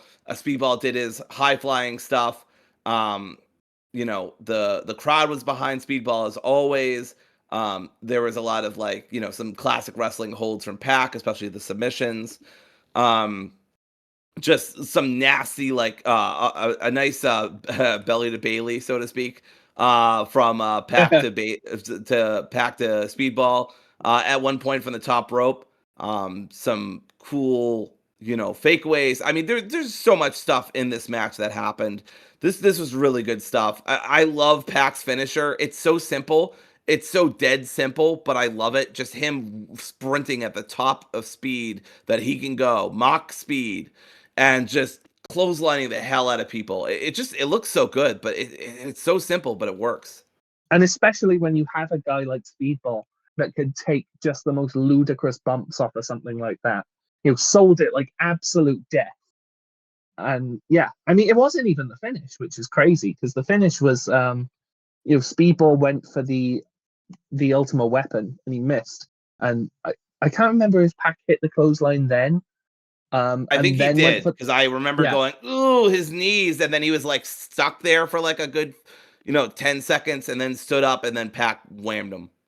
Yeah, Pac whammed him, and then put the brutalizer on him to finish him off, which is I don't know whether it's a case of Pac getting a bit too old and a bit too swole to be able to convincingly do the Black Arrow, although he tried it against Darby Allin and it looked as good as it ever has. So I don't know why perhaps it's a case of like he's a heel, so he doesn't want to do anything that pops the crowd too much, which I respect. But the brutalizer is definitely his main finisher at this point. And I'm so glad. I'm so glad that Pac is, first of all, back, but also that it was a sense of, and this helps that he's part of the Death Riders as well, but certainly that he has come back from, a series of unfortunate events, as Lemony Snicket would put it, come back and has immediately slotted into the upper mid cards of this company. He feels good enough to do the Continental Classic in the first place. He's had some sustained sort of focus and shine in big matches since coming back. Because it would be very easy for someone like Pac, who, is a big part of the foundation of AEW in some ways, but also it would be quite easy for him to fall to the wayside as there's such a stacked roster. Yeah. But no, he's come back and reminded everyone why people, are so excited whenever he gets in the ring. Yeah, I do want to say about Lemony Snicket, and I will not elaborate after I say this, but just some Dory lore. My favorite mental hospital reading, Lemony Snicket, a series of unfortunate events. So good stuff. Thanks, Lemony. Jesus Christ. Hold on. Did you say mental hospital reading? Nope, and I'm not elaborating. On we go. Okay, let's move swiftly past that. I will ask you about that once the Anyway, so yeah. Next up was a match that was announced quite quick, quite sort of what's the word I'm looking for? Close to the show, which is strange because it feels like a match that has been building for quite a few weeks. It's months even, which is Daniel Garcia versus Daddy Magic Matt Menard. And it's so interesting to me because I saw this and I was like, oh my gosh, holy shit, like they're doing it now? And it's like, I don't, how did you feel about this? Because I don't know whether I'm alone in thinking like, this is so bizarre that they would do this. I agree. I thought this was going to be like a pre-show pay-per-view or main event of a Collision or I don't know, something like in that weird middle spot where I don't think you would main event a Dynamite or anything about it, but you would put it on a pretty visible spot unless it's just their first match, which I mean it could possibly be. But I mean Danny beat him pretty decisively, so I don't really know what you do to get that heat back. But yeah, I mean, I still thought this was a great match. I thought that there was some decent color in it, and Danny and Father Magic, as I love calling him, just went at it really well and just had really good, of course, chemistry. So I thought it was a solid match, but I completely agree that the booking here is a little strange. Yeah, and also, it was a good match. Don't get me wrong, but I also feel like it would have been more sort of cathartic and better for Danny's character if he had just beaten him to fuck for like 5 minutes, busted him open, done all kinds of heinous shit to him for like you only need 5 minutes and then just beaten him. Because Daddy Magic, it's not like you're going to spin off from this into Daddy Magic having some sort of big singles run and some sort of sustained focus. He's going to go back to what he was doing already. So this had more time than it needed, but it had less focus than it deserved, if that makes sense. No, that's fair. That's a good way of putting it. So I don't know. It was an interesting one. I'm not entirely sure. I'm talking about it now. I'm not quite sure how I feel about it because it's such an interesting dichotomy, like I say, where it's like I would have definitely had this go shorter, but I would have definitely not had this be announced less than 24 hours before the show, right smack in the middle of a taped Dynamite. Sorry, a taped Collision. Right. I don't know. It's interesting. Yeah. But the match was good. Daddy Magic got busted open, which was like the least I expected. And yeah, I did like the little tidbit of Daddy Magic putting him away with the bulldog choke. Clearly that was a nice little bit of characterization where it's like, you were my old mentor, but I'm now going to put you away with the thing I learned from my new mentor, who I'm gonna kill in like a couple of days, but that's beside the point. But you know what I mean? I thought that was a neat little trick. Yeah, I liked all of this. I agree with you that the booking's weird, and I don't know. You either do a really drag out fight or Danny squashes him, and they did something in between, which is interesting as well. I don't know where we're going with this. I hope something else comes from it. But I mean, ultimately, it is just Father Magic versus Danny, and let's face it, neither of these two are top talent in terms of booking. So I don't know. I don't know that it's going to go anywhere after this, but I would be up for it. Yeah, absolutely. If they're going to do it again, then do it again by all means, because they left meat on the table, I think, to come back to it. Yeah. Oh, we forgot to mention before that match that Brodido had a promo backstage in which they were basically like, "This is not the end for Brodido. I know we lost the tag tournament, the tag titles, but we are still, the best of friends. We are still tagging together, and we want the belts back, which is great. Hopefully you get it." Roosh is having knee surgery, I believe. Yep. So that was going to be the match at Final Battle, Bandido versus Roosh. But it is not. So instead, it's going to be a survival of the fittest match, which are always fun, versus the Beast Mortos, Commander, Blake Christian, and Hechicero. And those are the only 5 people in the match. That's right. And I'm very excited to say it's time. It's happening. And I'm not talking about Mariah Carey. I am, of course, talking about Vanilla Baby. I don't like no whips and chains, but you can wear me out.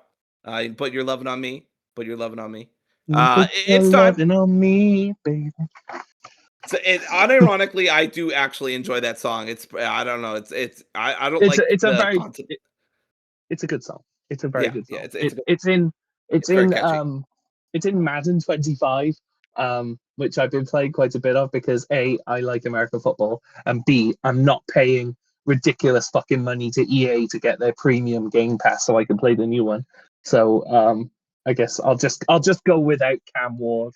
Sorry, this means nothing to you. I know you're not a big football fan. Absolutely. I'm like that moment in Good Burger where I'm like, yep, no, I know some of these words. No, but it's in, yeah. So I'm not paying EA Game Pass Premium to get Madden 26. So I've been playing Madden 25, and "Loving on Me" is one of the songs in the soundtrack. Nice. So every now and then I'm like, oh yeah, oh cool. But yeah, so I was being sort of facetious, by the way. Sammy Guevara is also in the match, but it makes sense. I don't understand. Look, I don't even think Mordos should be in a second match the same night. So Sammy should definitely not be in a second match. This match would be perfectly fine with just 4 people, like, or whatever it is, 5 people, whatever. I don't see the need. I do think the graphic is hilarious though, especially if you got rid of Sammy, because it's always better if you get rid of Sammy. But like in this case, it really is. Because everybody has a mask on and is Mexican, besides Blake Christian. I'm immediately going to regret that because I probably messed up that sentence somewhere. But Blake Christian stands out so much, so much. Kind of white Blake, get a little lucha sometimes, Dory. Good grief. as a treat. Speaking of a white guy get a little bit of lucha as a treat. Did we talk about Mark Briscoe and Garcia? That doesn't actually line up, but I thought it made sense at the time. How the fuck are either of those people lucha, Dory? No, a white guy get a little lucha because Danny Garcia is that works because I said how are these guys luchadori, which is either like are they like luchadors? That should be my name. Oh, I could put a mask on, call myself Luchadori. That would be awesome. Yeah, please do. I would do a flop dollar immediately, dude. I would do a flop dollar immediately. Oh Jesus. Good Lord. Anyway. El grande latte. But yeah, basically they set up that Ricochet. Sorry, I skipped ahead. We're doing the whole Mark Briscoe Garcia thing. It was like a promo basically saying that Mark Briscoe and Danny Garcia are going to fight for the TNT Championship, which good for them. Ricochet was backstage, basically listed off some people that he's already beaten. I forget the names, but also said that you should be glad to have him as your international champion. Ospreay, Swerve, Briscoe, Fletcher, Hurt Syndicate. Yes, thank you. I'm glad somebody made notes. I did not make notes. I'm just looking at AEW results like I always do. Wonderful. That's basically the same thing. We're basically very the same professional. Thing. Yeah. But yeah, FTR was sort of had a promo. I like this. I really like this. Stokely, said that they kept overcoming obstacle after obstacle, which no, they fucking didn't.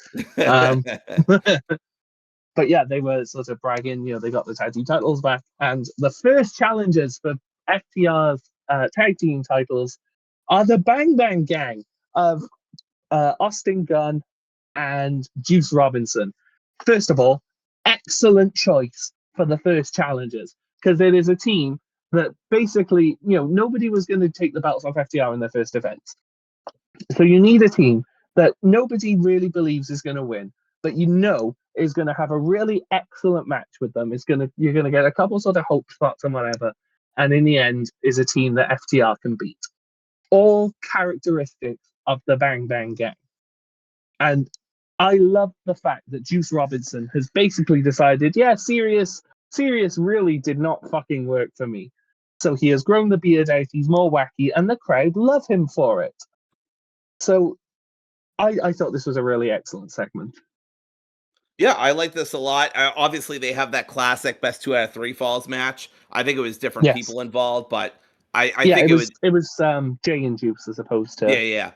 Juice and Colton. But I still think it's going to be a great match. FTR almost never have anything less than great tag matches. Same with the Bucks, of course. So I'm looking forward to this feud. It'll be a nice solid feud between the two. I like that they gave the Guns gave them their props, but also said we don't need to hear it for the 50 millionth fucking time. Shut up and let's fight. So that was good. Yeah, love that. Really, really good first challenges. After that, we had MXM Collection and Johnny TV, or MXM TV, I guess they are. Come down for their casting call, which is just an excuse to fill time on these collisions. I'm sorry, it is. I like MXM, but it is. And it was a trios match between MXM TV and Dalton Castle and the Outrunners, which I'm always glad to see. I really like the fact that Dalton Castle pulled no punches with Taya Valkyrie, just power bombs her onto the floor to start the match. It's just like, yeah, perfect, because he's fucking chaotic. But this was a fine match. It lasted like 2 minutes. It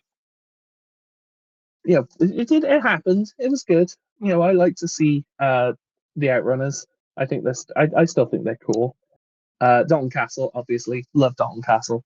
But yeah, fine little match. After the match, Outrunners and Dalton Castle won. After the match, the Demand came down to interrupt. They beat the Outrunners and Dalton Castle down. Ricochet got into an argument with some sort of country singer or something. I don't fucking know. I skip by this. I do not give a shit. Yeah, same. Backstage, the Don Callis family for Thanksgiving was saying what they're thankful for.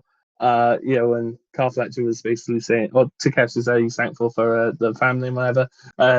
Okada said he's thankful that he doesn't have to team with Takeshi anymore. God, they're building this match so well. I don't know when it's going to happen, but when it does, the roof is going to come off the place. I presume World's End in the finals of the C2, but I mean, we'll fucking see. I think that as well, but there's also part of me that says that they probably don't. I wouldn't do the match before the Tokyo Dome. You know what I mean? Yeah. Where it's you've got Okada and Tanahashi, you've got Takeshita and Tsuji, both in it's going to be like the double main event of Wrestle Kingdom.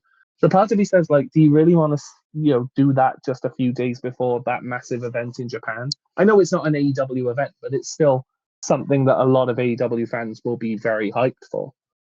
So I don't know. It's interesting. Like I say, whenever it happens, people are going to go nuts.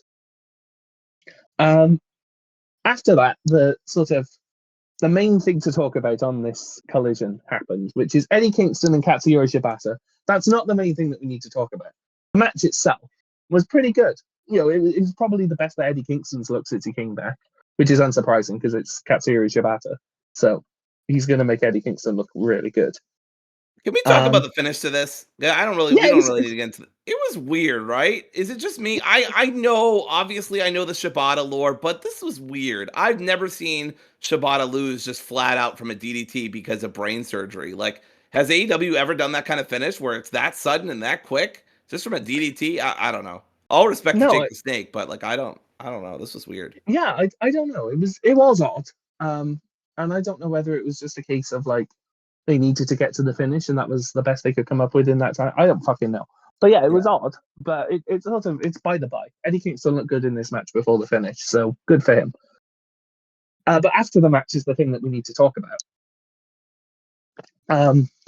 Eddie Kingston gets Eddie Kingston with a live mic. God, I used to pray for times like these. I can't believe this. Let's be clear, a taped live mic so they can bleep everything he says. But yes, well, at least on my end, I know you probably had fight or whatever. But no, because it was a tape show, they also bleeped all the swearing, which is bullshit, or as he would say, bull.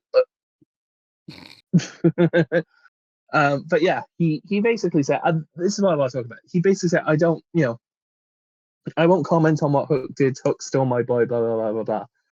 And just to talk about that briefly, I really like that because it humanizes Eddie Kingston, because it would be the sort of expected response for him to be like, "Hook, you son of a bitch, you betrayed me, blah blah blah, I'm so angry." But no, he's hurt because he came back from injury and took Hook under his wing, and they were bros, and they were sort of working together and helping each other. And now it turns out that Hook was never on his side to begin with. He feels hurt about it. So he's like, "No, I'm not talking about that. I'm fucking want to talk about that," because, it's still very raw for him.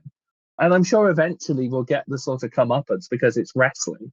But I really do appreciate the characterization of, like, he's not just going immediately for, "I'm so pissed off, I want to kill him." He's like, I can't talk about it. It just hurts too much at the moment. So instead, I'm going to focus on the guy that I can direct all my anger to, which is Samoa Joe.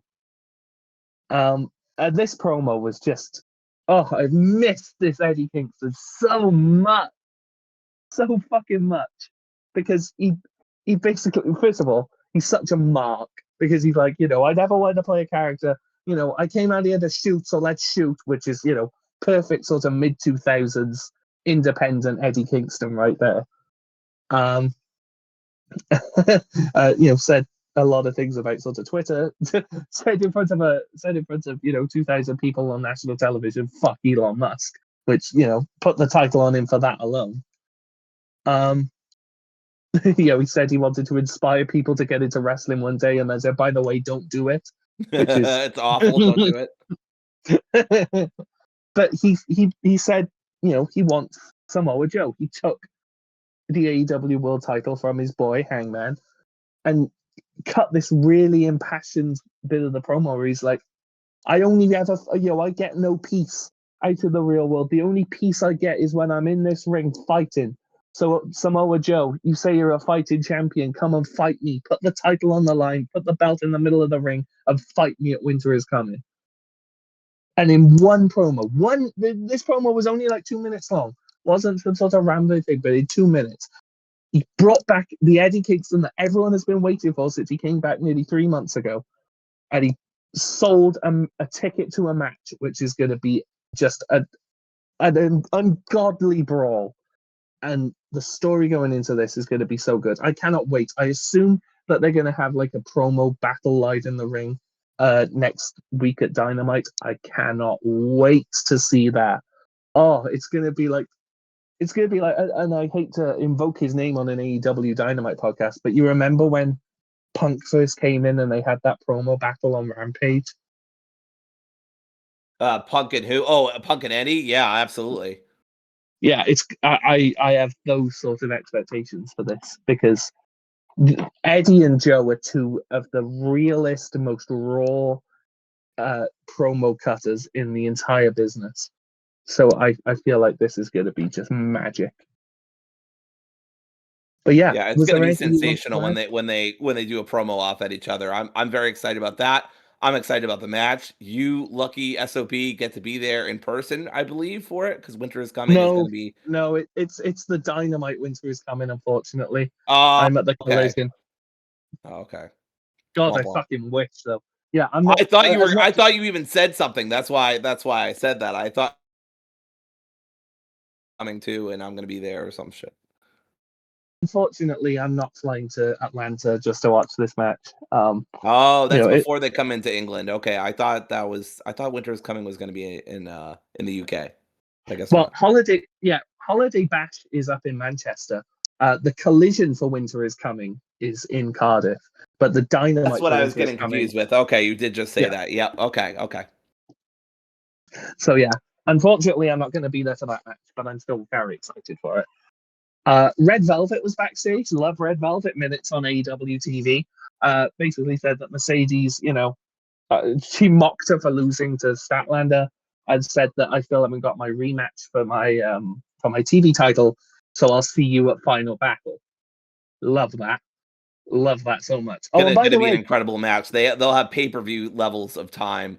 Oh, wait, actually, did they have pay-per-view levels of time last time, or was that a Dynamite main event? I don't remember. It was a Dynamite main event. And they still got like 15, 20 minutes, I want to say.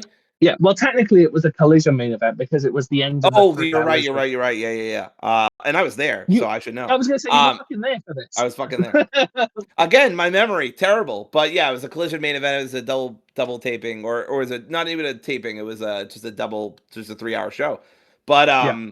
yeah, they'll have pay-per-view levels of time. I think they had like 15-20 minutes, so maybe they'll get 20 to 30 this time. I wonder. Speaking of Final Battle, by the way, Yeah, speaking of Final Battle, we should talk about just briefly.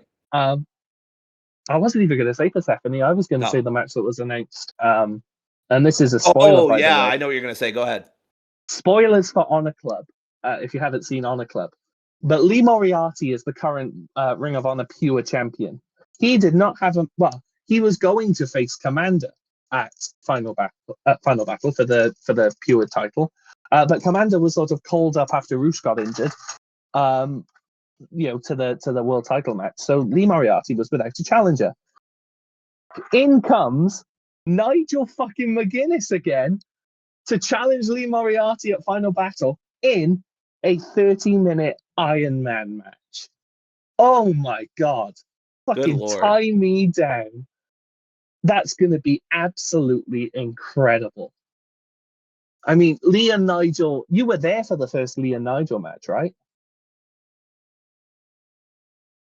What's that? You were there for Lee and Nigel the first Oh, match, I was. right? Yeah, absolutely. That was incredible too.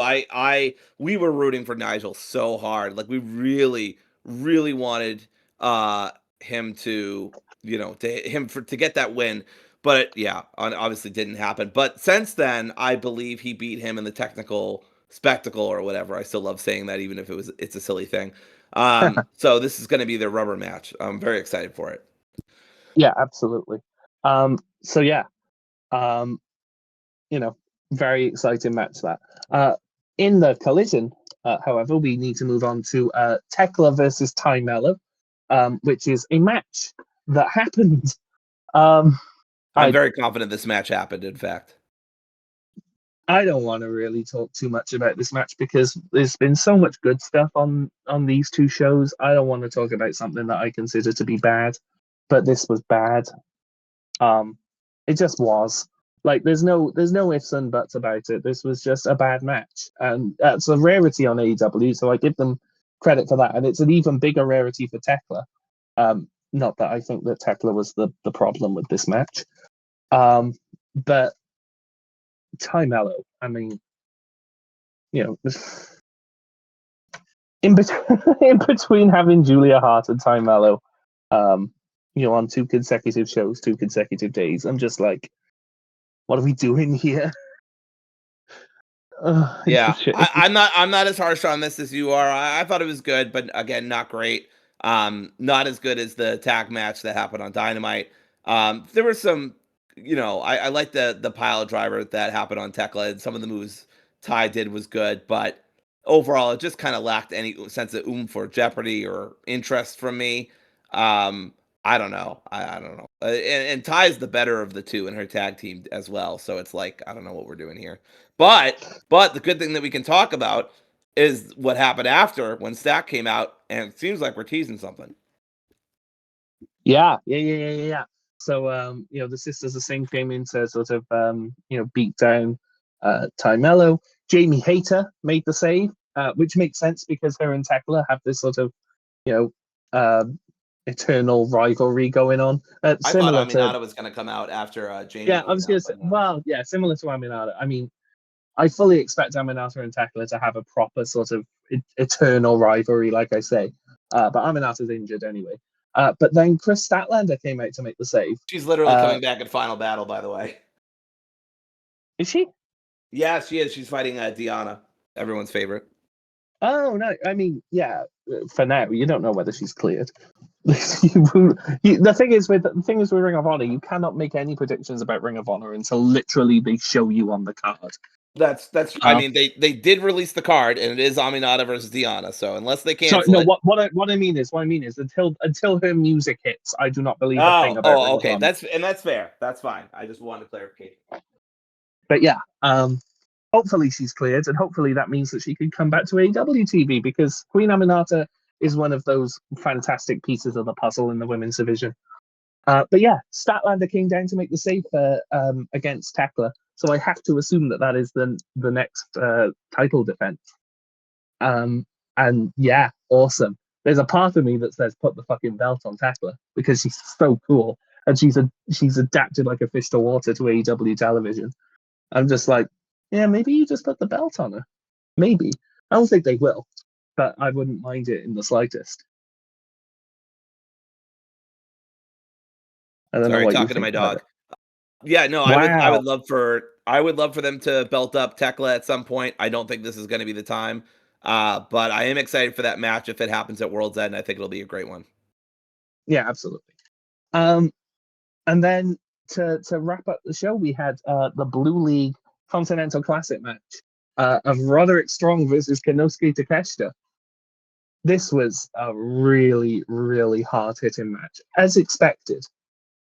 Roddy Strong really is the messiah of the backbreaker. That is not just a catchphrase. He hits them like nobody ever in the history of wrestling hits a backbreaker. Just some of these are absolutely brutal. And some of the ways that he hits the backbreakers too are like a fucking Rube Goldberg machine. I'm like, how the fuck is he getting from point A to point X when he hits this backbreaker? Like, how does he even do that? I know, it's insane. And there was also a spot in this match that was absolutely gnarly, which was they were on the outside and they were sort of brawling or whatever. And eventually, pardon me, hiccups. Eventually, Takeshita gets behind him, picks him up, and hits a blue thunder bomb onto the barricade, which looked absolutely awful for it looked terrible. It looked terrible in terms of how much it probably hurt. Yeah, but it looked absolutely awesome, you know, for the paid sickos that love seeing people get hurt. But yeah, I thought this was a really hard-hitting sort of feat of strength from both men. Yeah, this was really good stuff. Solid match between both of them. I actually side tangent. We got to wrap soon, actually, because you got to go soon, right? I was watching DPW. I'm going through the archives. I'm in 2022 right now, and oh boy, have they said the N word yet? Jesus Christ. That was no, different promotion, I think. But anyway, no, you've completely thrown me off track. Takeshita, no, that's fine. Takeshita kind of like flashbanged me, which I'm sure many people want, and just showed up out of nowhere on an episode of Fire, and I was like, what the hell? And he had this match with geez, I gotta go find it, but he had this match that I just watched that was like, damn, he's just always been this good. Him versus Adam Brooks in season 3, episode 1 of DPW Fire. A really solid match. Takeshi's just always been that guy, is my point. This was 2022. This is like 3 years ago.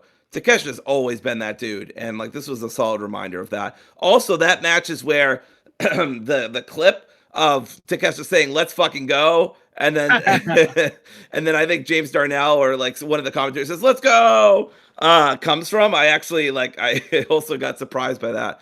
But anyway, just to say, Takeshi's always been that guy. I'm very glad he won. This was a great match.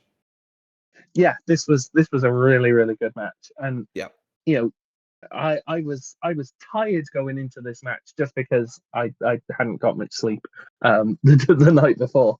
But this woke me up something fierce. But you know, just the athleticism. There was a point where Takeshita, it looked like he was going to hit like a radio fire from the top rope, and I was like, "Oh my fucking god!" But he didn't because Roddy Strong backbreaked him onto the turnbuckle instead, which looked like it fucking sucked for Takeshita. But yeah, these were just two boys going at it, hammer and tongs, and eventually Takeshita hits his, what does he call it? The knee. There's a word. Is it the pile driver knee? Something like that.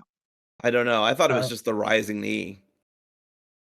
I don't know, but he hits, the sort of the knee that he does, and got Roddy up for the Raging Fire. 1, 2, 3.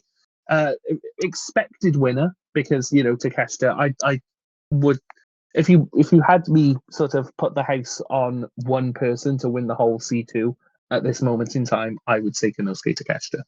I think he's Yep, I probably would as winning the well. whole He thing. won the G. He's gonna win the G1 and the C2 in the same year. Nuts. Incredible. What like, and the crazy thing is, he's not going to come up on many people's sort of wrestler of the year lists, I would predict. But when you take into account his achievements, it's absolutely insane what he's done this year. You know what I mean? Yeah. But yeah, One last thing I want to point out. I went back and I listened to some of the C2 promos because I just didn't get a chance to look at all of them, and now they're all together on YouTube. And I want to point out this line from Claudio where he says, "There's a mission, there's a goal, there's a job to do." And I don't think he's talking about the C2. I don't, yeah, just a little hunch. It sounded pretty serious. I don't think he was talking about the C2, but I'm sure it'll be fine. yeah. They're the best buds. Everyone knows that. Absolutely. Everyone's happy. Everything is fine. Do you know what's crazy? There Yeah. has literally not, Claudio Castagnoli has been in AEW for 3.5 years. There has not been a moment in time that Claudio Castagnoli has not been in a stable with Jon Moxley. It's true. And they've never fought each other the whole time. No, the moment he joined as a member of the Blackpool Combat Club. And he stayed a member all the way up until they became the Death Riders. And then he stayed loyal to the Death Riders. So it's like, if he does sort of go through with what everyone expects him to, it will be the first time in 3.5 years of Claudio in AEW that he has not been aligned with Jon Moxley, which is crazy. It's the first time they've fought each other since, I think, some kind of indies match or something that they did where they were two entirely different people. Yeah, I wouldn't know. I cage match glitches out because I looked up Jon Moxley versus Claudio Castagnoli other matches, and it's come up with these two random guys. Like, who the fuck is Antonio Cesaro?